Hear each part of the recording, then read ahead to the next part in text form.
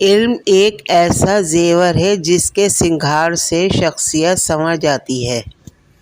ساری دنیا کے سارے لوگ تجھے اپنے فائدے کے لیے چاہتے ہیں، صرف تیرا رب تجھے تیرے فائدے کے لیے چاہتا ہے۔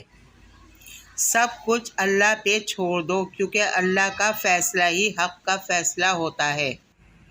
نماز کی پہلی رکعت میں انسان کا دل کتنا ہی تکلیف میں کیوں نہ ہو، آخری رکعت تک اللہ سکون دے ہی دیتا ہے۔ پاک ہے وہ رب جو برداشت سے بڑھ کر اسے دکھ نہیں دیتا، مگر جب سکھ دیتا ہے تو انسان کی اوقات سے بڑھ کر دیتا ہے۔ سجدے کی طاقت یہ ہے کہ فرش کی سرگوشی عرش پر سنی جاتی ہے۔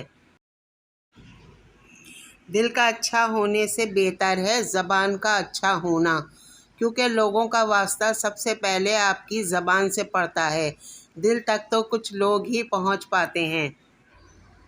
ہمیشہ یہی سوچ کر جیو کہ میرے اللہ نے مجھے بہت کچھ دیا ہے، اگر وہ میرے اعمال کے برابر دیتا تو میرے پاس آج کچھ بھی نہ ہوتا۔ ایسی خوشی سے بچو جو دوسروں کو دکھ دے کر حاصل ہو۔ کچھ باتوں کا جواب صرف خاموشی ہوتی ہے، اور خاموشی بہت بہترین جواب ہے۔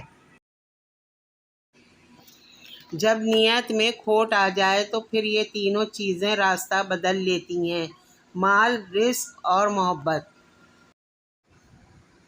غصہ ایک بھڑکتی ہوئی آگ ہے، جو پی گیا اس نے آگ بجھا دی، اور جو ضبط نہ کر سکا وہ اس میں جل گیا۔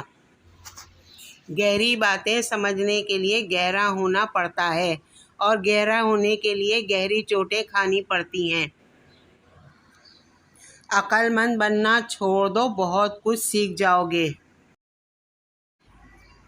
برا آدمی کسی کے لیے بھی اپنے دل میں عزت نہیں رکھتا، کیونکہ وہ ہر کسی کو اپنے جیسا ہی سمجھتا ہے۔ جلد بازی حماقت ہے، اور یہ انسان کی بدترین کمزوری ہے۔ ملازم سے راز کہنا اسے ملازم سے مالک بنا لینا ہے۔ دولت کی اصل خوبی یہ ہے کہ وہ انسان کے پاس ہمیشہ نہیں رہتی، اور اگر رہ جائے تو انسان نہیں رہتا۔ انسان کی جتنی ہمت ہو اس کی اتنی ہی قدر و قیمت ہوتی ہے۔ اپنے آپ کو عزت دو گے تو دوسرے آپ کا احترام کریں گے۔ اگر راستہ خوبصورت ہے تو معلوم کرو کہ کس منزل کو جاتا ہے، لیکن اگر منزل خوبصورت ہو تو راستے کی پرواہ نہ کرو۔ بندگی کا طریقہ پرندوں سے سیکھیں، جن کے گھونسلے طوفانی رات میں تباہ ہو جاتے ہیں، لیکن وہ صبح اٹھتے ہی شکایتوں کے بجائے اللہ کی حمد و ثنا میں مصروف ہو جاتے ہیں۔